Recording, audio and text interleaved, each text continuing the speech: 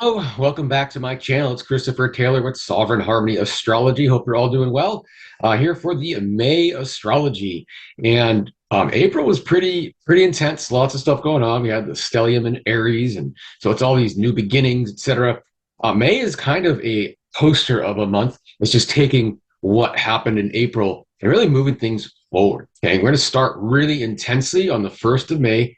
So just first of all, today is Wednesday, April 29th. And so in a couple days from now, and if whenever you're seeing this on May 1st, full moon, 11 degrees Scorpio. Okay. That is right here. So there's that moon, 11 degrees Scorpio, opposite the sun at 11 degrees Taurus. That is going to be aspecting the moon's nodes here with a trine to the north node from the moon and a sextile to the south node from the moon.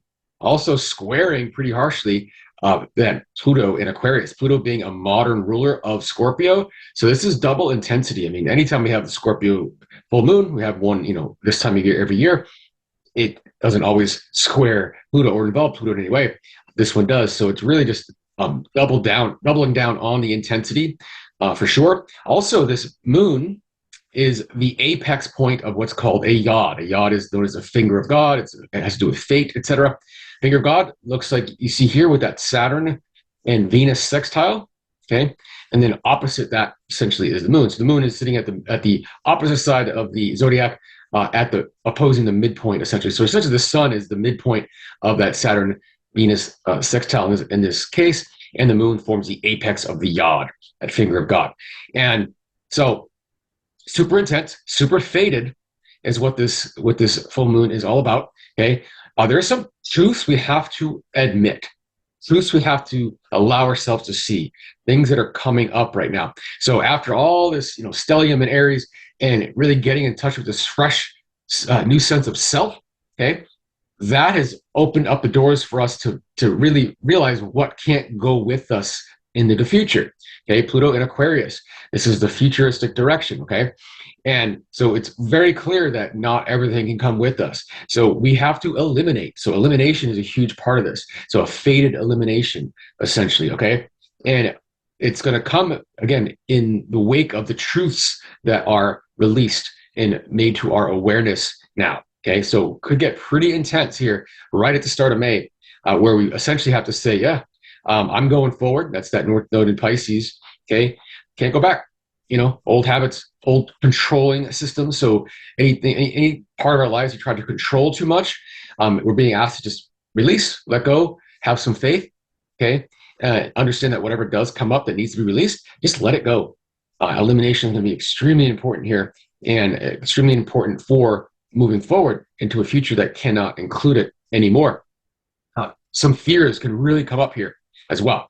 And it could very well be that the fears are exactly what need to come up for release. In other words, the fear that has held us back, this could be the time for it to come up in all its glory, for us to finally choose to take steps despite the fear. In other words, not allowing that fear to control us like the past, okay? And with the Saturn Venus sextile here as part of the yod with the moon, we're looking at like really this ability to really establish kind of what was put forth in this new moon in Aries stellium, etc. So taking self-responsibility, again, if it's fear that we need to release, then we've got to be the ones to do it, right? But it's really anchoring in new possibilities, new options into our lives based on what we're clearing. So this has the, as intense as it sounds, if we can move through it, the other side is a lot lighter and a lot more open for more options in our lives. Okay, so very important to move through it. Just understand it's happening. So whatever it is that comes up, depending on where this moon lands in your chart, okay, this is something we have to face. Something we have to face so we can move through it and move into the future.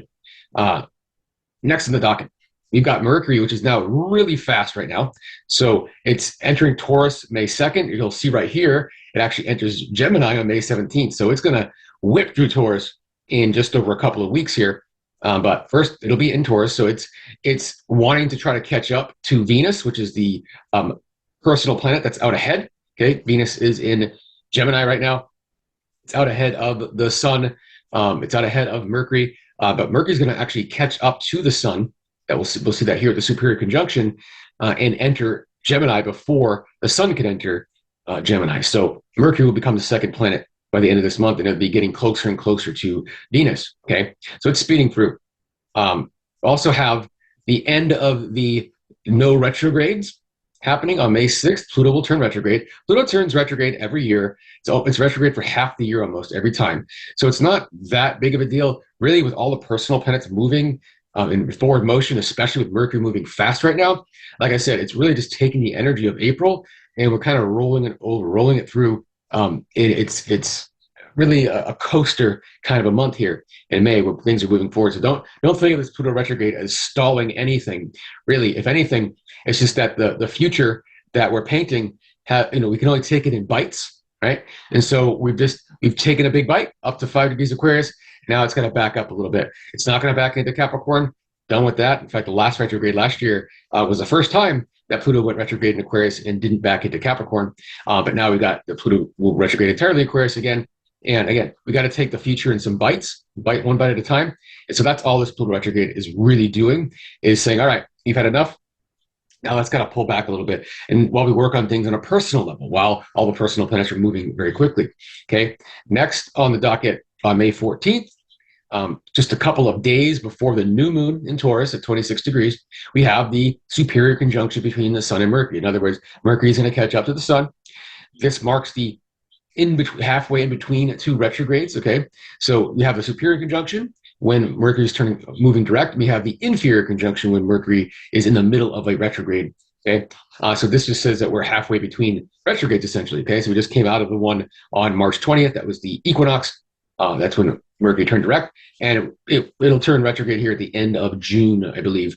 So when I do the June forecast, we'll be looking at the next Mercury retrograde. Okay, but all of that kind of is clustered together here. We can see in the chart for that new moon, there's a sun and moon, 26 degrees roughly Taurus, and there's Mercury, who is just a couple days before sped on by the sun, right? That's really one big cluster, the new moon with Mercury, and the ruler of this new moon is Venus, because Venus rules Taurus. That is sitting over here in Gemini, and it is sextiling Mars and Chiron, while this new moon itself is, joining Mercury and sextiling Jupiter. So there is a freshness to this new moon, okay? Very soft and fresh. And it's because of what we're going through here at the very start of May with this full moon in Scorpio. Whatever comes up for clearing is really going to make some space. And this is almost like fresh soil. I mean, Uranus has just left Taurus. It was in Taurus since 2018, just entered Gemini here recently. And so it's like the soil has been tilled in a way, and there's a fresh space to start planting new seeds. And that's really what this new moon is all about. So it's really, that Taurus energy has been changed forever with Uranus moving through there. And now we can really start to plant things that are more aligned with ourselves, et cetera. Okay. And so with Jupiter sextiling that whole, that new moon cluster here, that is also, it's in Cancer, it is exalted in Cancer. It is also suggesting there's a sense of this growth. I mean, we're planting the seeds, they're going to grow quickly. Okay. So whatever we do plant, it's kind of like this wonderful, fresh energy. Like I said, we'll just keep them watered. Cancer is a water sign, and they're going to grow pretty quickly. With Venus, the ruler, they're sextiling Mars in Chiron. It's also, about being brave. Okay. So whatever we are starting mid-May going forward, it's important to be brave, to step into our inadequacies or perceived inadequacies or incapabilities, and just take that first courageous step with Mars and Aries. Okay. And that is just going to open more doors for us. In other words, with Venus and Gemini, the idea of there being more options. So a lot of clearing in the beginning part of the month. You got this freshness, this new planting of seeds, this new growth that is on the docket here starting mid-month. Okay. Next, you see in a 3-day period from May 17th to May 20th, we have Mercury, Mars, Venus, and the Sun all changing signs. Now, the Sun enters Gemini around May 20th every year. Okay. But we don't always have 3 personal planets changing signs at the same time. Mercury entering Gemini just before the Sun does, Mars entering Taurus, and then Venus entering Cancer. Okay. And this is Earth and water. So this is all about, again, tilling the soil of the seeds we just planted with this new moon in Taurus on May 16th. But what it also does is it creates a very different flavor for the second half of the month than we have for the first half of the month. So it's going to feel like a tale of 2 months in a way, with a lot of intensity and with the personal planets in one set of signs in the first half. And then we get on the other side of this new moon and all the personal planets change signs, including the sun. And it's a freshness to it. Okay. So it's like intensity and then freshness, right?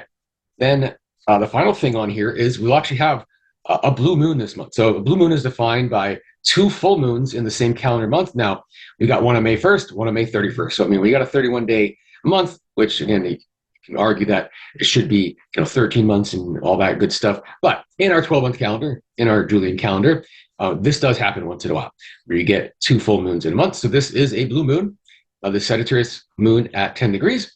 And we can see that right here. There it is, almost 10 degrees Sagittarius, the moon, sun opposite that in Gemini. And that is squaring the nodes in Pisces, Virgo.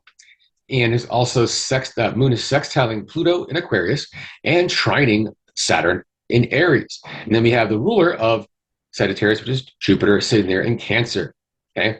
And so this just has this feel again of this rollout of April energy. Okay. Because the April energy is all about the Aries. And so now Saturn is sitting there and it's like, what is it that we're starting fresh inside of us from the month of April? As this is the time to anchor that in and let it roll out. Okay. And it's that, again, that challenge to trust our intuition with that rollout and move away from the control. Okay. From those old habits and whatnot. Because, the growth is there. The growth is it's very fertile.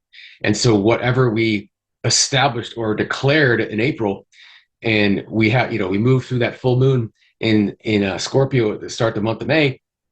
Mid-May, we're starting fresh, and now we're just rolling through it as we get to the end of May into June, rolling toward that future, that sextile to Pluto. Okay, so again, very different feel for the beginning of the month and the end of the month. Beginning of the month, intense. Second half of the month, shifting energies, freshness, and just movement. Okay, so even though Pluto is technically going retrograde, see the R right there, it's not really affecting us on a personal level so much. It's just on a societal level, we can only go too far. We can only bite so much at once. Can't bite off more than we can chew for the future. Okay, so just in summary, there's that full moon in Scorpio to start the month. Mercury's going to enter Taurus, fly through Taurus, as it'll be in Gemini by mid-month. And around that mid-month, we're also going to have the superior conjunction of Mercury and the Sun as Mercury passes through the Sun. Get that new moon, start fresh. All the personal planets change signs. And then we got this kind of rollout energy with the full moon in Sagittarius. Okay, that blue moon, technically. So there's that elimination beginning of the month, fresh security mid-month, and we got that blue moon to round out the month. So thank you for joining me for the May edition of the Astrology. Again, it's Christopher Taylor with Sovereign Harmony Astrology. If you have any questions, please let me know. Do follow me on a weekly basis. I do weekly videos up on the hill.